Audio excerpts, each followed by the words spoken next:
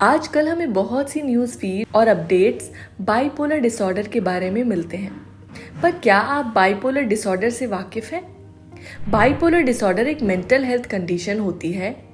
ये disorder extreme mood swings cause करता है। जैसे कि इसका नाम से पता चलता है, बाइपोलर यानी दो, मतलब कि इस कंडीशन के दो फेजेस होते हैं, मेनिया और डिप्रेशन।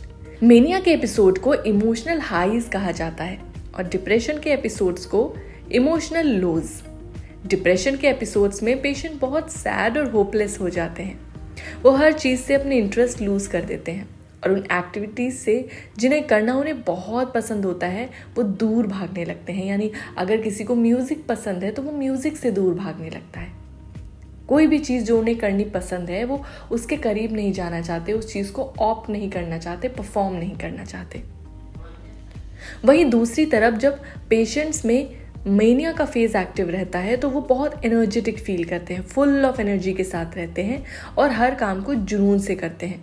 हालांकि depression and bipolar support alliance बताता है कि ये डिसऑर्डर ट्रीटेबल है और ये कोई कैरेक्टर फ्लॉ या साइन नहीं है। बाइपोलर डिसऑर्डर के हमारी बॉडी में कुछ डीप इफेक्ट्स हो सकते हैं, जैसे disturbance in sleep cycle, energy, activity, behaviour और सोचने समझने की शक्ति। आइए जानते हैं इसके सिम्टम्स के बारे में।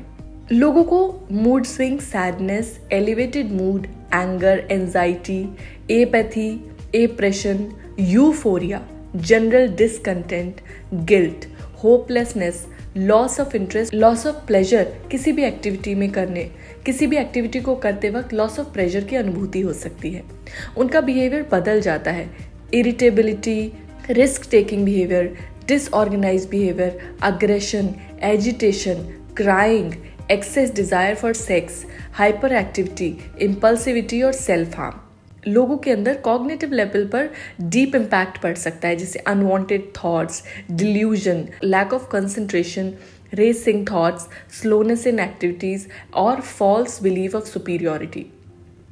बाइपोलर डिसऑर्डर से जूझने वाले लोगों के अंदर सोते समय दिक्कत हो सकती है, यानी उन्हें नींद ना आने की समस्या या बहुत ज़्यादा नींद आने की समस्या हो सकती है। उनके अंदर fatigue, restlessness, weight gain, weight loss जैसे सिम्टम्स भी हो सकते हैं। Anxiety disorder, eating disorder, alcohol intake, drug intake जैसी चीज़ें इसको और ज़्यादा बुरा बना सकती हैं। आइए जानते हैं कि बाइपोलर डिसऑर्डर के कारण क्या है। हाई स्ट्रेसफुल इवेंट्स जैसे अपने किसी सगे संबंधी को खो देना, ड्रग्स और अल्कोहल का इंटेक बाइपोलर डिसऑर्डर के प्रमुख कारण हो सकते हैं। इसी के साथ आज के टाइम में जो अनहेल्दी लाइफस्टाइल समाज ने अपना ली है, जैसे अनटाइमली स्लीप, डिजिटल गैजेट्स का एक्सेस यूज, कोई मेडिटेशन की प्रैक्टिस नहीं, ना माइंड को रिलैक्स करना, ये सब कॉजेज भी बाइपोलर डिसऑर्डर के हो सकते हैं। अब ऐसे में आप अपनी मदद कैसे कर सकते हैं? तो सबसे पहले डेवलप अ शेड्यूल। सबसे पहले आपको अपना एक रूटीन सेट करना है, क्योंकि रूटीनली काम करने से हम स्टेबल रहते हैं। अगर कभी काम करने का मन नहीं करता तब भी रूटीन में स्टिक रहना चाहिए। No distractions in sleep. Social media की रील्स और शॉर्ट्स की लाइफ में सबसे ज़्यादा हमारी स्लीप इफेक्ट हुई है। स्क्रोलिंग करते करते हमारे कब कई घंटे बर्बाद हो जाते हैं हमें समझ ही नहीं आता। इसका हमारे मूड पर नेगेटिव इम्पैक्ट पड़ता है। तो अपने स्लीप टाइम को फिक्स कीजिए। Limited stress. लाइफ में ज़्यादा कमिटमेंट्स लेने से बचें, क्योंकि कमिटमेंट्स करने से रिस्पॉन्सिबिलिटीज़ बढ़ जाती है, आप स्ट्रेस में आ जाते हैं।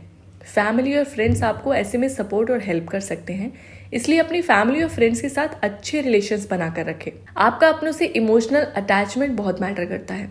आपको उनसे अपनी बातें शेयर करनी चाहिए, मूड को बैलेंस रखना चाहिए, रेगुलर एक्सरसाइज करनी चाहिए। मेडिकेशन और मेडिसिन हमेशा प्रिस्क्राइब लेकर बिना साइकेट्रिस्ट की सलाह से कभी नहीं लेनी चाहिए। तो अगर आपको लगता है कि आपको बाइपोलर डिसऑर्डर है या आपके आसपास किसी को भी इस तरह की दिक्कत है, तो आप उन्हें एक मेंटल हेल्थ एडवाइज़र के पास ले जा सकते हैं और ये वीडियो उनके साथ शेयर कर सकते हैं, जिससे वो समझ सके कि वो इस समस्या से जूझ रहे हैं और इसका समाधान ढूंढ सकें।